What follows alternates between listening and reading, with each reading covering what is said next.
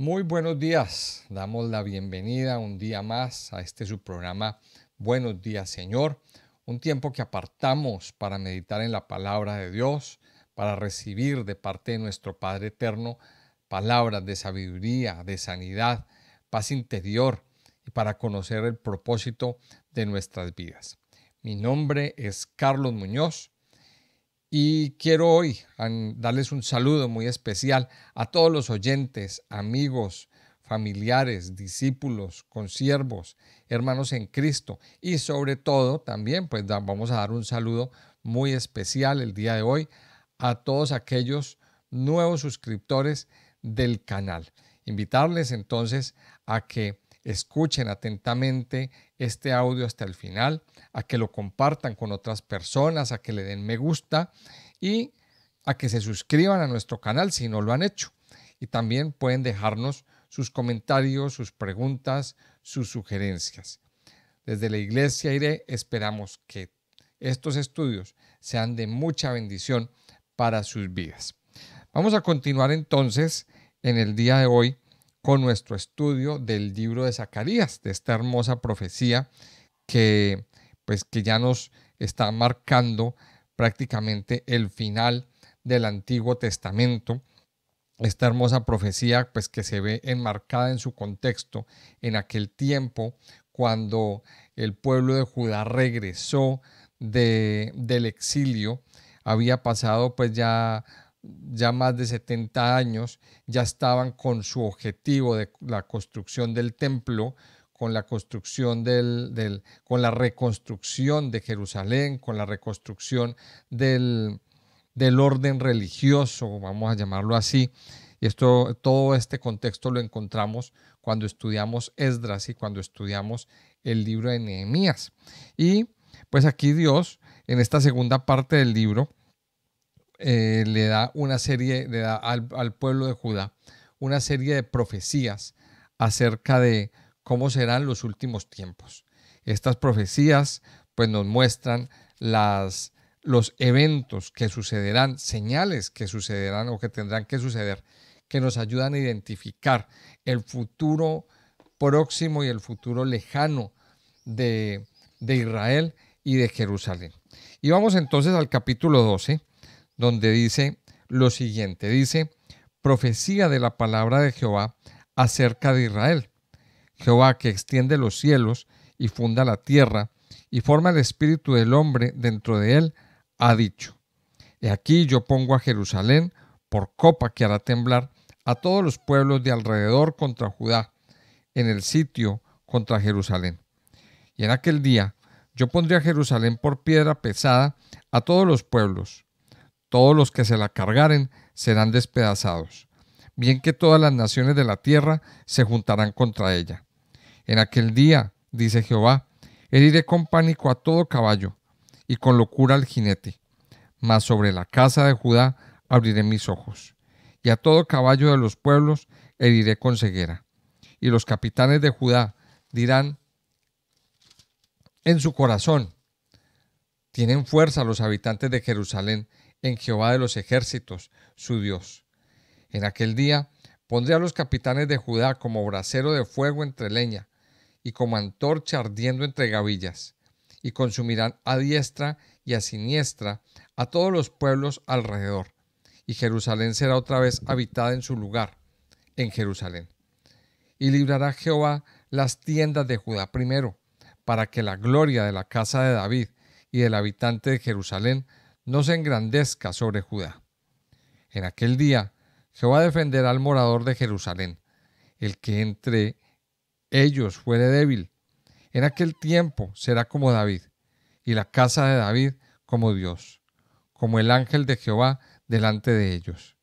Y en aquel día yo procuraré destruir a todas las naciones que vinieren contra Jerusalén. Y en esta primera parte de este capítulo 12, pues el Señor nos está hablando de varias cosas muy interesantes. Lo primero que es que nos dice la profecía de la palabra de Jehová. Cuando aquí en esta palabra profecía nos encontramos traducida una palabra que es en hebreo masá. ¿Y qué significa masá? Masá significa carga. O sea, esto es más que una profecía. Si miramos bien, cuando inicia el capítulo 9, nos encontramos la primera palabra. O sea que esta segunda parte la podemos dividir en dos partes. La segunda parte del libro o la tercera parte, digámoslo así, del libro de Zacarías, la vamos a dividir o la podemos dividir en dos partes. Del capítulo 9 al capítulo 11, vamos a llamarla la primera carga. La primera carga, o sea, esta profecía se convirtió en una carga, pero no lo miremos desde el punto de vista malo, sino desde un punto de vista más positivo. Mire, la profecía se convierte en algo fuerte para nuestras vidas. Y se convirtió en algo fuerte para Zacarías, primero que todo.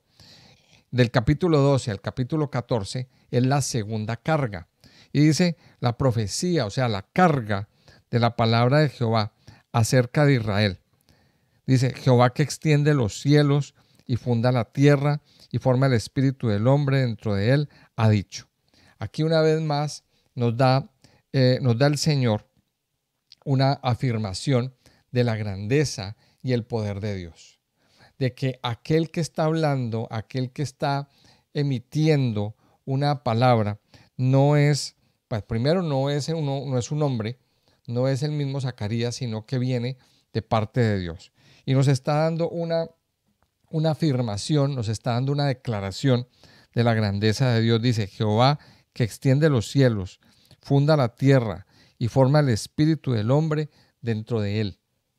O sea que aquí nos está conectando directamente con el Dios creador, con el Dios que hizo los cielos, que hizo la tierra y que le insufló, que metió, que sopló espíritu de vida dentro del hombre.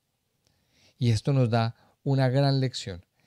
¿Quién es el que nos da vida? ¿Quién es de quien depende todo sobre la faz de la tierra? Es Dios mismo. Este versículo es un versículo clave que nos muestra el comportamiento de Dios, que nos muestra la grandeza de Dios, que nos da una ilustración de los atributos de Dios. Al Dios en el que nosotros creemos, al que nosotros adoramos y al que alabamos. Es el magnífico y poderoso Dios. De hecho, muchos interpretan este pasaje como una doxología. Y eso es algo bien importante. Dice el versículo 2, dice, he aquí yo pongo a Jerusalén por copa que hará temblar a todos los pueblos de alrededor contra Judá en el sitio contra Jerusalén. Y dice, en aquel día yo pondré a Jerusalén por piedra pesada a todos los pueblos. Mire, y aquí cuando menciona la palabra copa, en el original, el sentido es una copa pequeñita de veneno. Ahora, también miremoslo desde otro punto de vista. Y es que esta Israel o Jerusalén, digámoslo así, la ciudad de Jerusalén recibió mucho de la copa, bebió del cáliz de la ira de Dios. Ahora, en los últimos tiempos, es Jerusalén la que tiene que brindar esa copa que va a hacer temblar a las naciones. Entonces aquí nos compara Jerusalén con una copa y con una roca, con una piedra. Y dice que será la copa que hará temblar a todos los pueblos de alrededor, mire la palabra, contra Judá, en el sitio contra Jerusalén. O sea que aquí nos está desvelando y nos está mostrando que en algún momento de la historia, en el futuro, va a haber un sitio contra Jerusalén. Va a haber un asedio, va a haber una serie de naciones que van a ponerse en contra de Judá, en contra de Jerusalén. Y déjeme decirle, amado Hijo de Dios, que eso está comenzando a pasar. Eso está comenzando a pasar. Y usted lo ve en la semana anterior, por ejemplo, vimos cómo las Naciones Unidas se reunió el Consejo de Seguridad para exigirle a Jerusalén, a exigirle a Israel que pare su ataque a Gaza. y todas las naciones, casi todas las naciones estuvieron aportando, estuvieron exigiéndole a Jerusalén que pare su ataque. O sea, en otras palabras, se están poniendo en contra de Israel.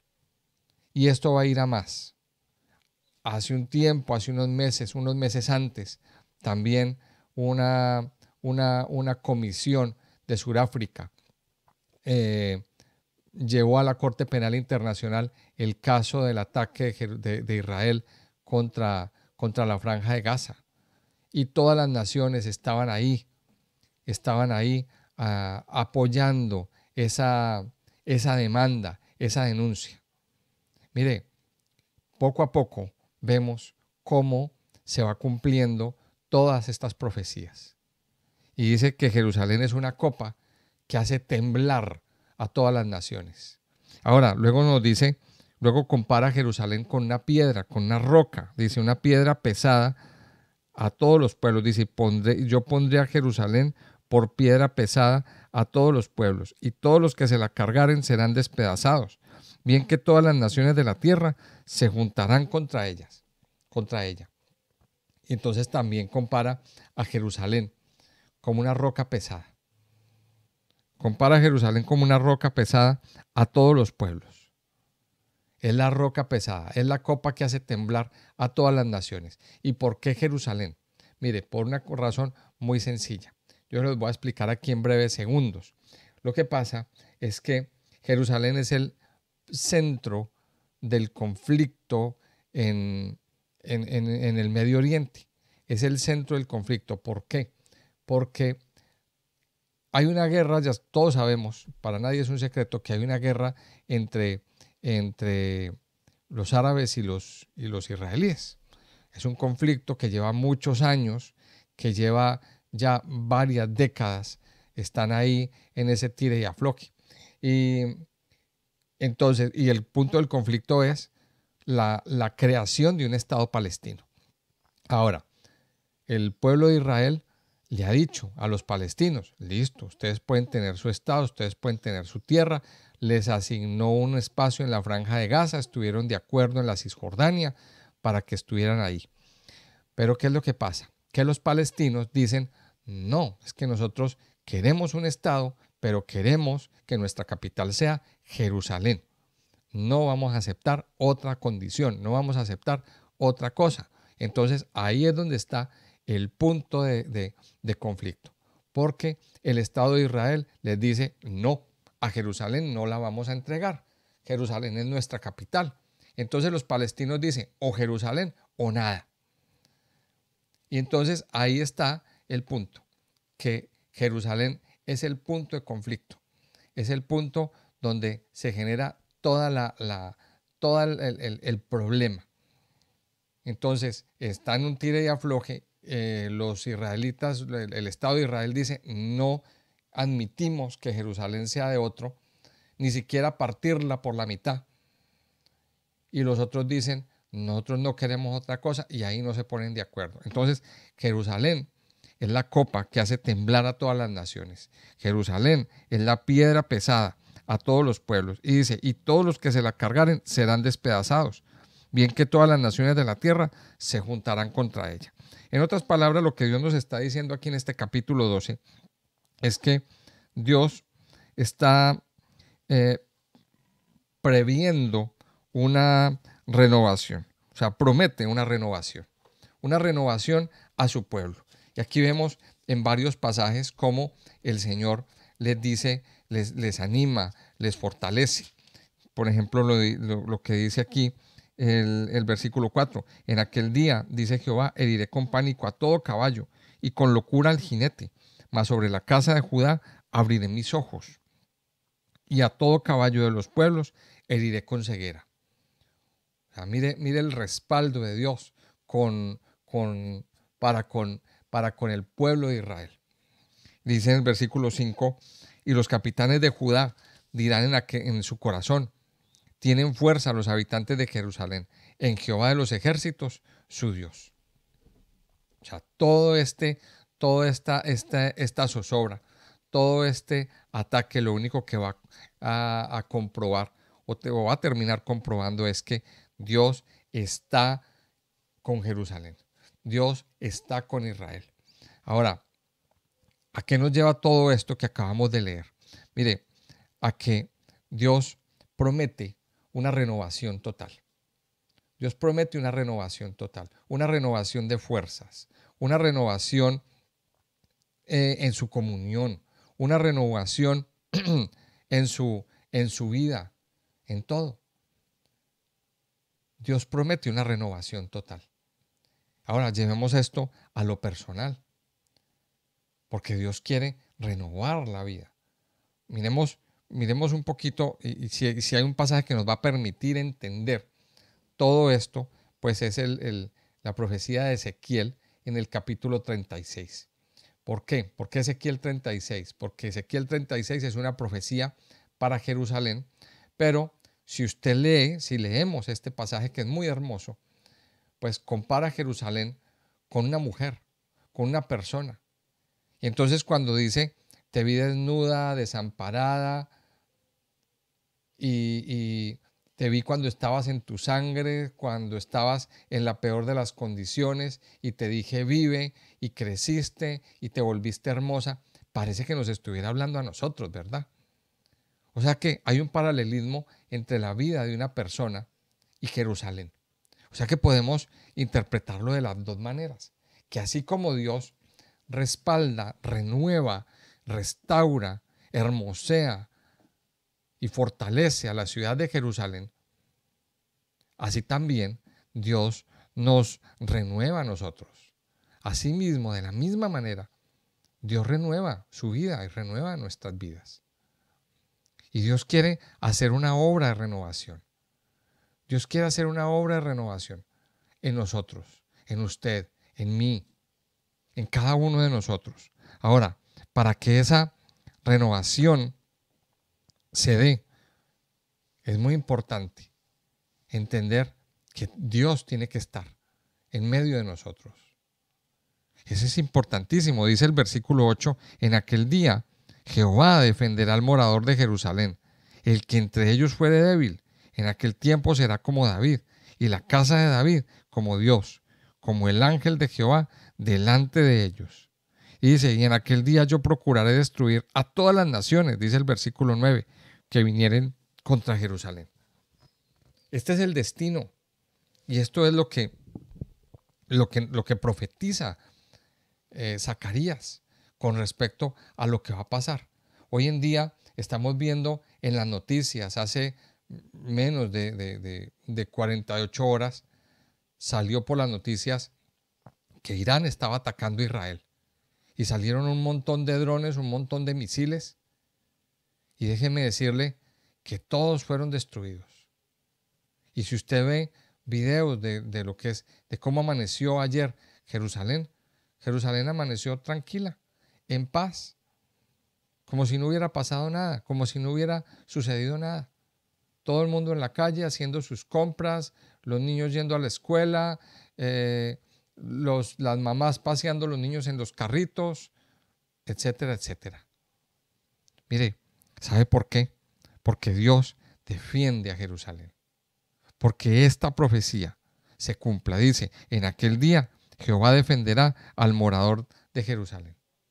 Y así como Dios defiende a Jerusalén, también Dios a usted y a mí nos defiende. Porque Él no se dormirá. Porque siempre está dispuesto a defenderlo a usted, aún en el momento de mayor tribulación, aún en el momento de mayor problema en su vida. Ahora, ¿con qué medios? ¿Cuáles son los medios para experimentar esa renovación? Eso es lo que nos dice la segunda parte del pasaje. Vamos a mirar lo que dice el versículo 10 hasta el 14. Dice, y derramaré sobre la casa de David y sobre los moradores de Jerusalén espíritu de gracia y de oración, y mirarán a mí, a quien traspasaron, y llorarán como se llora por hijo unigénito, afligiéndose por él como quien se aflige por el primogénito. En aquel día habrá gran llanto en Jerusalén, como el llanto de Adrar-Rimón en el valle de Megido, y la tierra lamentará, cada linaje aparte, los descendientes de la casa de David por sí, y sus mujeres por sí, los descendientes de la casa de Natán por sí, y sus mujeres por sí, los descendientes de la casa de Leví por sí, y sus mujeres por sí, los descendientes de Simei por sí, y sus mujeres por sí, todos los otros linajes, cada uno por sí, y sus mujeres por sí. Y aquí en esta última parte, pues está mostrándonos cómo Dios utiliza unos medios para, para que se experimente esa renovación total, esa renovación en nuestras vidas. ¿Y cuáles son esos medios? Pues nos dice aquí que el Señor derramará sobre los moradores de Jerusalén dos cosas: espíritu de gracia y espíritu de oración. Espíritu de gracia y espíritu de oración. Mire, y esto es importantísimo, importantísimo en nuestras vidas. Una vez más, la importancia de la oración, la importancia de tener un estilo de vida de orar. Yo sé que en muchos casos a veces pues no hay tiempo, no hay tiempo para orar, o a veces nos distraemos o las personas se distraen en sus ocupaciones, en sus cosas, bueno, en muchas cosas, y dejan de lado el tema de la oración. Es algo que tenemos que procurar hacerlo siempre. Entonces dice que Dios derramará espíritu de gracia y espíritu de oración. Y aquí entonces aparece en el versículo 10, uno de los versículos más importantes. Dice: y mirarán a mí, a quien traspasaron, y llorarán como se llora por el unigénito, afligiéndose por él, como quien se aflige por el primogénito. Mire, y dice: y mirarán a mí, a quien traspasaron. Hoy en día pues para nadie es un secreto que la mayoría de los judíos no consideran a Jesús como el Mesías. No consideran que Yeshua es el Mesías. Ellos están esperando que venga el Mesías, la manifestación del Mesías. Ellos están esperando la manifestación del Mesías. La mayoría de los judíos o de las comunidades judías están en esa tónica. De hecho, han habido o hay unas personas, digámoslo así, que ellos consideran que son como candidatos al Mesías. De hecho, hace unos meses se salió una noticia a través del YouTube que una persona, un rabino en Jerusalén, era probablemente el Mesías. Y bueno, eso no, pues en muchos medios no trasciende, no se habla de eso, pero pues definitivamente no puede ser. Pero aquí dicen que mirarán a mí, a quien traspasaron. O sea, llegará un momento, lo que quiere decir este versículo 10 es que llegará un momento en que el pueblo se dará cuenta y entenderá que Jesús es el Mesías que ya vino, que ese Jesús que fue crucificado en la cruz hace más de 2000 años, es el Mesías, fue el Mesías que ya vino, que ya hizo su obra y que volverá. Y dice: y mirarán a mí, a quien traspasaron. Y cuando esto suceda, cuando esto pase, pues entonces ahora va a empezar a suceder, a comenzar una renovación en el corazón. En general, en conclusión de este capítulo 12, podemos entonces entender que el Señor está dispuesto a renovar las vidas, a renovar los corazones, a renovar las fuerzas, tanto de Jerusalén en los últimos tiempos como nuestras en estos. Pero para que esa renovación se dé, tenemos que mirar a aquel que fue traspasado en la cruz. Tenemos que mirar a aquel que sufrió los dolores, que sufrió una horrible crucifixión, que sufrió una horrible muerte para traernos vida, para traernos gozo, para traernos consuelo, para traernos renovación en todas las áreas de nuestras vidas. Ahí es donde viene nuestra conclusión. Ahí es donde viene la conclusión de nuestras vidas. Levante sus ojos y mire a aquel que fue traspasado. En otras palabras, tenemos que mirar a la cruz. Tenemos que mirar a aquel que sufrió los dolores, que sufrió los azotes, aquel que sufrió en la cruz para darnos vida, para darnos gozo, para darnos consuelo. Tenemos que mirar.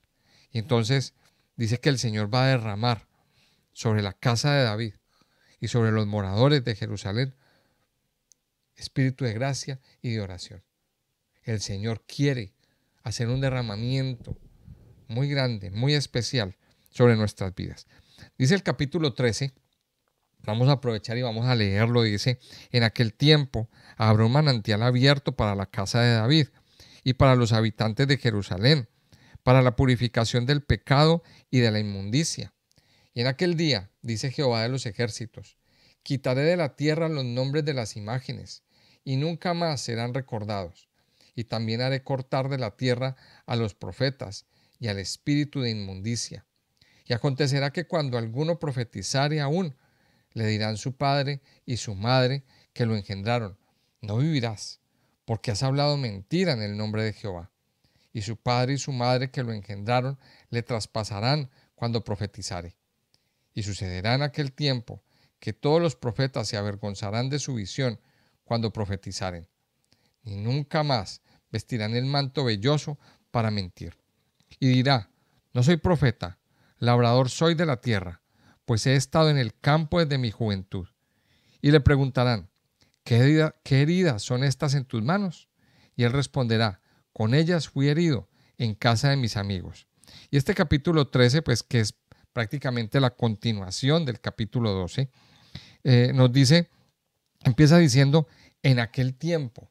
¿A qué tiempo se está refiriendo este capítulo? Pues está refiriéndose a los tiempos finales, a los tiempos, a aquellos tiempos esos tiempos finales de nuestras vidas. Dice: en aquel tiempo, dice, habrá un manantial abierto para la casa de David.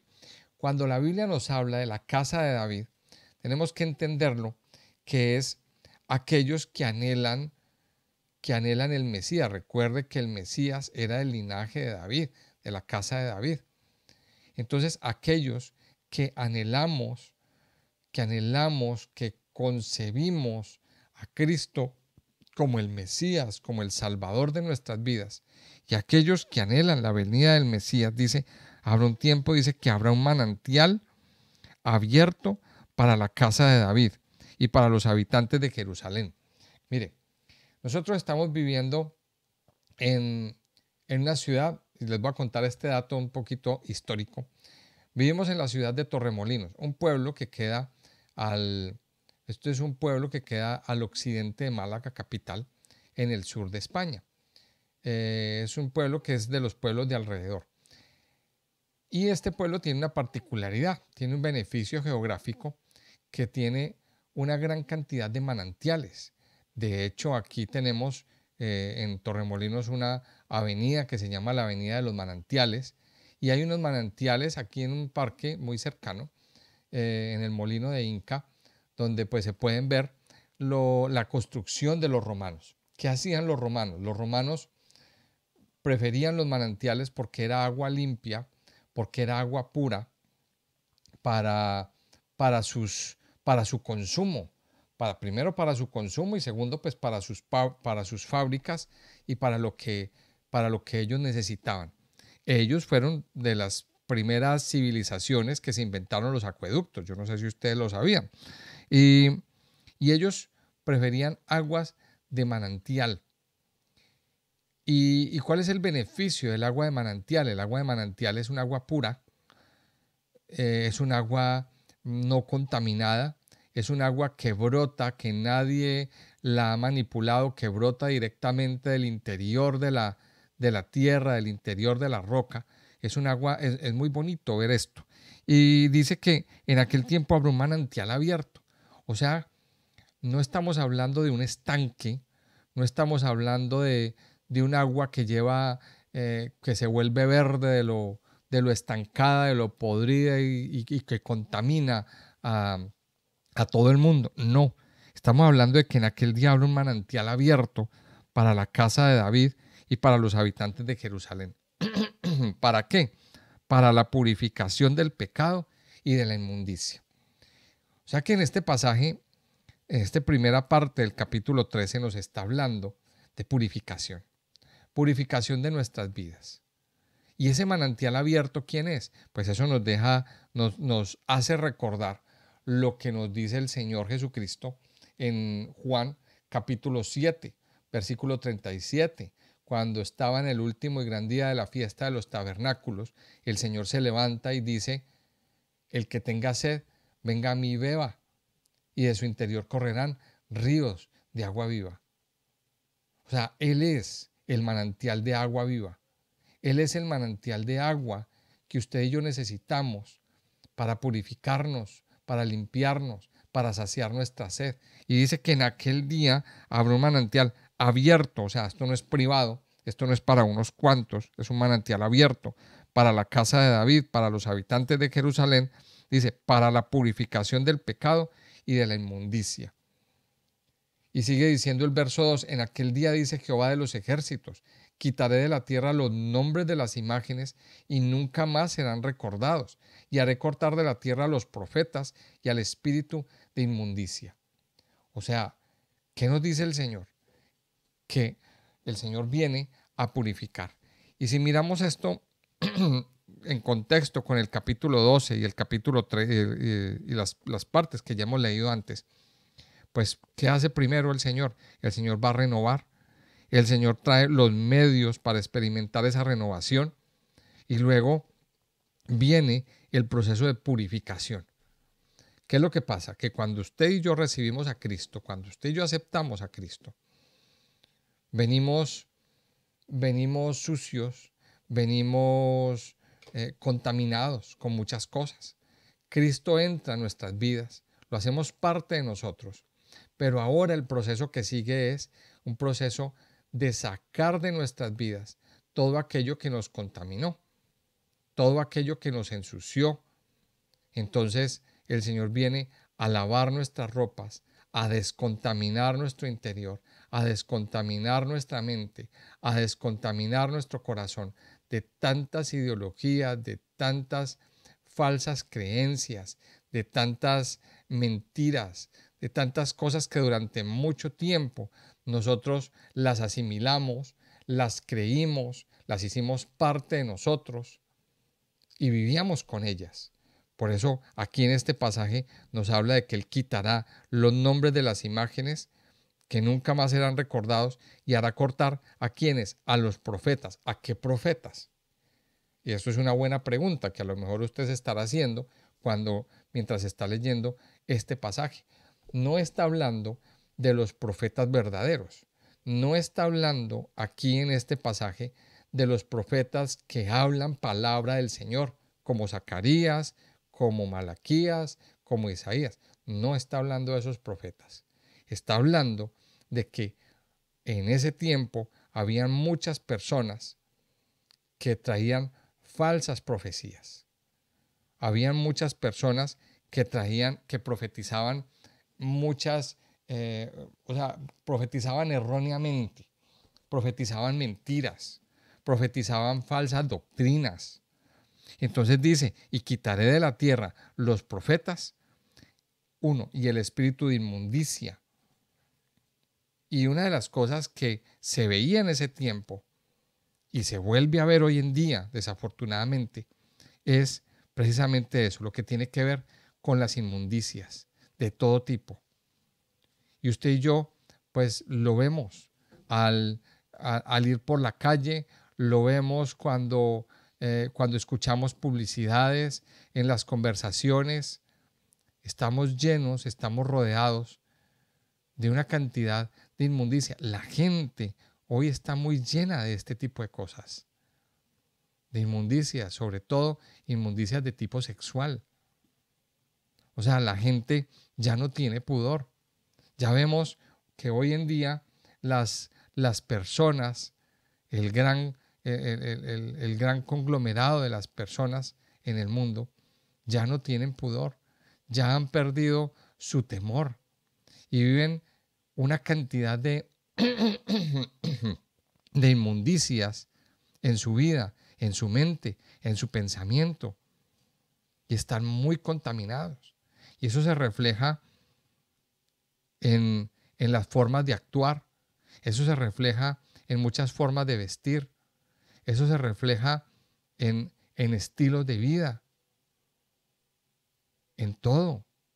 Pero dice y que Dios limpiará, dice que cortará de la tierra, primero a los profetas, a aquellos que predican que todo está bien, que tú puedes tener relaciones con quien quieras, que si eres mujer puedes tener relaciones con otra chica o con otro chico, o al contrario, bueno, de todo eso. Hay profetas y hay personas que esa es la ideología que predican, la ideología de la liberalidad, la ideología de género. Todo esto se está predicando hoy en día. Y no estamos hablando de solamente profetas a nivel religioso. También hay unas personas que hoy en día se hacen llamar activistas, feministas, líderes de determinadas causas, etcétera, etcétera. Dice que el Señor cortará a los profetas y al espíritu de inmundicia. Y ahí del versículo 3 al versículo 6, pues nos dice que de tal manera cortará a los profetas, de que ellos se avergonzarán de decir que son profetas. Se avergonzarán y dirán, no, nosotros no hacemos eso. Entonces por eso dice aquí que sucederá en aquel tiempo que todos los profetas se avergonzarán de su visión cuando profetizaren, dice el versículo 4, ni nunca más vestirán el manto velloso para mentir. Y dirá, no soy profeta, soy labrador de la tierra, pues he estado en el campo desde mi juventud. Y le preguntarán, ¿qué heridas son estas en tus manos? Recuerden que los profetas se herían las manos, se autoinfligían heridas en sus cultos paganos. Y entonces él responderá, con ellas fui herido en la casa de mis amigos. Termina diciendo el capítulo 13, dice, levántate, oh espada, contra el pastor y contra el hombre compañero mío, dice Jehová de los ejércitos, hiere al pastor y serán dispersadas las ovejas, y haré volver mi mano contra los pequeñitos. Y acontecerá en toda la tierra, dice Jehová, que las 2/3 partes serán cortadas en ella, y se perderán, mas la tercera quedará en ella. Y meteré en el fuego a la tercera parte y los fundiré como se funde la plata, y los probaré como se prueba el oro. Él invocará mi nombre y yo le oiré, y diré, pueblo mío, y él dirá, Jehová es mi Dios. Y miremos que en esta segunda parte, después de que Dios purifica toda la inmundicia y toda la mentira y todo esto, pues termina diciendo, dice, levántate, oh espada, contra el pastor y contra el hombre compañero mío, dice Jehová, y hiere al pastor y serán dispersadas las ovejas. Mire, y esto es una profecía que el mismo Señor Jesucristo alucía en Marcos 14:27. El Señor Jesucristo, en medio de su alocución, ¿qué le dijo a sus discípulos? El pastor será herido, dice la palabra, que el pastor será herido y serán dispersadas las ovejas. Otra profecía cumplida. A lo largo de todos estos profetas que hemos venido estudiando, nos hemos venido encontrando profecías que después en su momento el Señor cumplió. Y aquí nos dice una verdad. Una verdad, ¿a quiénes? A los que somos pastores. Uno de los objetivos del enemigo es herir al pastor. Herir al pastor para que las ovejas sean dispersadas. Por eso, nosotros como pastores, como siervos de Dios, tenemos que cuidarnos y tenemos que entender que el enemigo siempre intentará atacarnos a nosotros. Por eso, si usted me está escuchando, si usted es siervo o sierva de Dios, le aconsejo que, pues primero que tenga cuidado y segundo, que cuidemos nuestra vida espiritual. El enemigo tratará de herirnos, el enemigo tratará de hacernos daño, el enemigo intentará por todos los medios tumbarnos, porque no le interesa que hayan pastores, que hayan siervos, que hayan hijos de Dios, que proclamen su nombre, que cuiden rebaños. Es lo que el enemigo lo que quiere es acabar con congregaciones. ¿Y dónde empieza el acabose de las congregaciones? Hiriendo al pastor, haciendo que ese pastor caiga en pecado, haciendo que ese pastor se equivoque, haciendo que ese pastor o que ese siervo de Dios haga cosas malas. Y cuando el pastor es herido, las ovejas serán dispersadas. Termina este pasaje diciendo el versículo 9, y meteré en el fuego la tercera parte, y los fundiré como se funde la plata, y los probaré como se prueba el oro. Y él invocará mi nombre, y yo le oiré, y diré, pueblo mío, y él dirá, Jehová es mi Dios. La hora de la prueba. Dice que la tercera parte, que las 2/3 partes serán cortadas de la tierra. Lo está diciendo ahí también en ese pasaje. Las 2/3 partes de la población llegará un momento en que serán cortadas. ¿Y qué pasará con esa tercera parte? Esa tercera parte será probada. Entrará en un tiempo de prueba. Ahora la pregunta que nos tenemos que hacer es, ¿usted y yo a qué parte pertenecemos? ¿En qué parte estamos? Pertenecemos a la gran mayoría, a esas 2/3 partes, o pertenecemos a ese porcentaje, a ese 33% que amamos, que buscamos al Señor, que tenemos temor de Dios, que no nos arrodillamos delante de otras ideologías, ni delante de otras formas de pensar. Somos de esa tercera parte que amamos a Dios, que tenemos temor de Dios en nuestras vidas.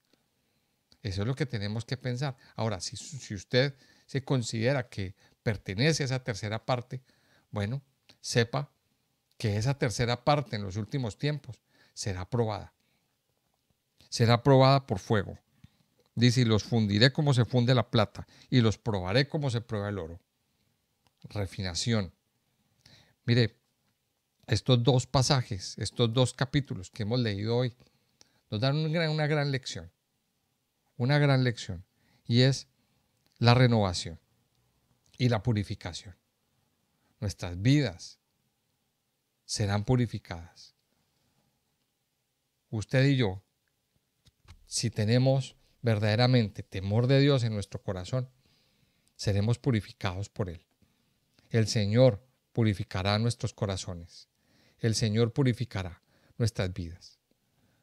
Pero usted y yo debemos permitirle al Señor que sea Él el que lo haga. Disponga su corazón en esta hora para esa renovación. Recuerde que estos tiempos que nos está anunciando Zacarías están cercanos, están muy cerca. Ahora la pregunta es, ¿cómo nos estamos preparando para ese tiempo? ¿Cómo se está preparando usted? Porque los tiempos que nos dice el Señor en Mateo 24 se van cumpliendo. Se van cumpliendo poco a poco. ¿Estamos preparados? Yo le invito a que usted hoy entre en ese tiempo de preparación a nivel espiritual. Padre Santo y Poderoso, te damos gracias en este día, Señor. Gracias por darnos, Señor, esta preciosa oportunidad de poder venir delante de ti, de poder deleitarnos en tu amor, en tu gracia, en tu bondad y en tu gran misericordia, Señor. Padre, gracias porque tu palabra nos enseña que en un tiempo seremos purificados, seremos renovados, seremos restaurados. Nuestra vida, Señor, sufrirá un proceso de restauración y de renovación. Padre Santo y Poderoso, Gracias. Hoy disponemos nuestro corazón, Señor, para ser renovados. Padre, sabemos que tendremos que pasar por el fuego. Sabemos que tendremos que pasar por una situación un poco dolorosa y llena de quebrantos, pero es la renovación que tú tienes para cada uno de nosotros. Padre Santo y Poderoso, yo te doy gracias. Te doy gracias por lo que estás haciendo. Te doy gracias por lo que harás, Señor. Te doy gracias porque cada día en tu misericordia y en tu amor, tú nos permites conocerte cada día más, Señor. Padre, ayúdanos a mirar a aquel que fue traspasado. Ayúdanos a mirar cada día, Señor, a aquel que fue crucificado en una horrible muerte en la cruz del Calvario. Todo para traernos vida, para traernos gozo, para traernos consuelo, para traernos sanidad y libertad. Padre Santo, en este día, nosotros venimos ante ti, Señor,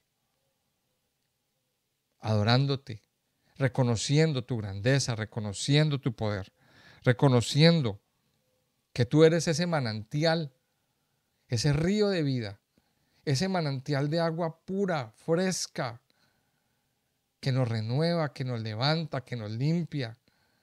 Padre Santo y Poderoso, gracias por ese manantial. Gracias por ser el agua de vida, que cada día nos levanta, nos renueva, nos fortalece y nos establece, Señor. Yo te doy gracias, mi Señor, porque eres tú el que purifica todo nuestro ser, el que nos limpia, el que hace, Señor, que nuestra vida sea renovada. Yo te pido que derrames espíritu de gracia y espíritu de oración, Señor, sobre nuestras vidas. Que nos permitas cada día orar, clamar más, tener en nuestro corazón ese deseo y ese anhelo de orar, de clamarte y de buscarte a ti, Señor, cada día y cada momento. Padre Santo y Poderoso, yo te alabo, yo te bendigo en este día, Señor, y te pido que te quedes con nosotros en el nombre de Jesús. Amén y amén.